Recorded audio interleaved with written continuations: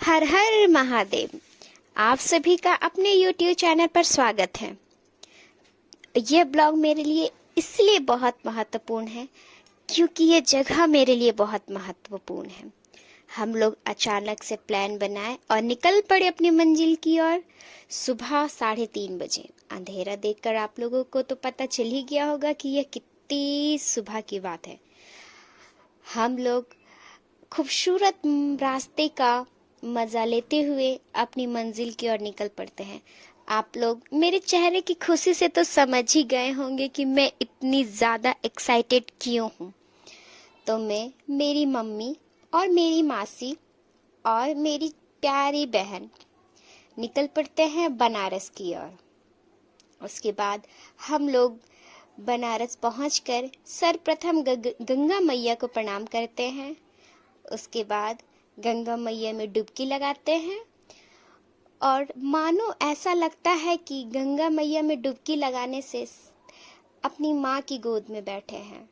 गंगा माँ को आरती करने से पहले हम उसके लिए कुछ सामान लेते हैं आरती का। उसके बाद हम चल पड़ते हैं गंगा मैया में पुनः डुबकी लगाने के लिए। हम गंगा मैया में डुबकी लगाते हैं और अपने भगवान को, अपने सूर्य देवता को हाथ जोड़कर बहुत बहुत धन्यवाद करते हैं कि उन्होंने हमें यह मौका दिया कि हम बनारस आ सके, गंगा मैया में डुबकी लगा सके। हम लोग थोड़े बहुत मस्ती करके निकल पड़ते हैं अपने बाबा के दर्शन के लिए। तो उससे पहले आप लोग कमेंट में हर हर गंगे अवश्य लिखें।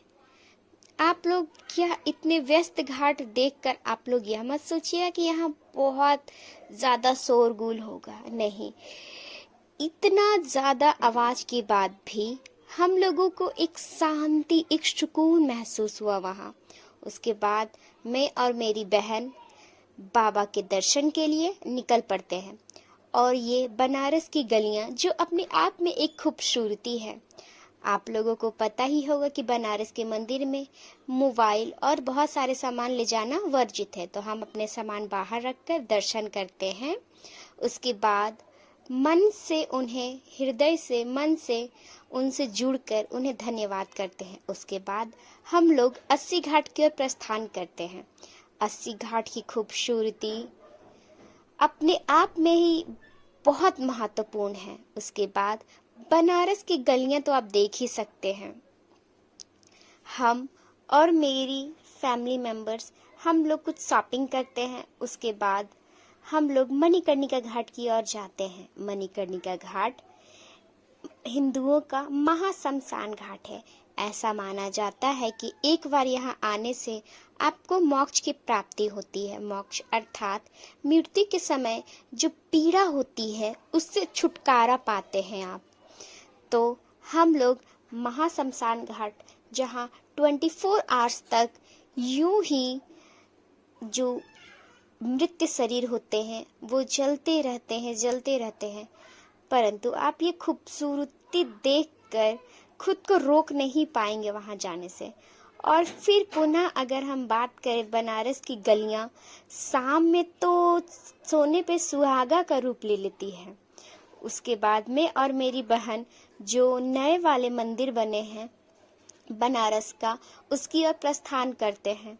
हम इतने थके होते हैं कि हमें कुछ नहीं दिखाई और समझ आता है, परंतु जब हम बनारस की गलियां में घूमते हैं तो इतने बारीक से काम किए हुए सभी रहते हैं कि हमारा मन मुक्त हो जाता है।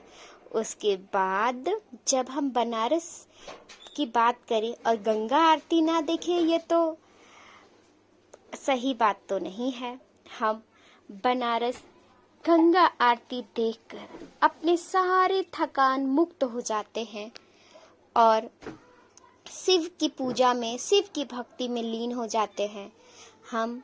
और ना जाने कई हजार भक्त सभी शिव शंभू की भक्ति में लीन, ना केवल देश से बल्कि पूरे विश्व के कोने कोने से लोग इस सुकून को प्राप्त करने के लिए आते हैं।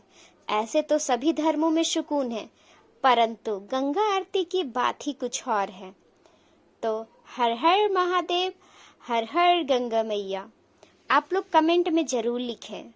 और अगर आप लोग बनारस जाने का सोच रहे हैं तो आप लोग शाम की आरती अवश्य ही देखें, क्योंकि आपके दिन की जितनी भी थकावट होगी वो इस आरती के बाद मुक्त हो जाएगी। आपका आत्मा तृप्त हो जाएगा और आप प्रभु की शरण में रह पाएंगे आराम से। तो आप लोग ज़्यादा से ज़्यादा इस वीडियो को लाइक करें, शेयर करें और इस आरती का आनंद लें, या तो ऑनलाइन या फिर आप जाकर भी ले सकते हैं। धन्यवाद। Thanks for watching. Keep loving and keep supporting. तो फिर से बोलो, हर हर हर महादेव।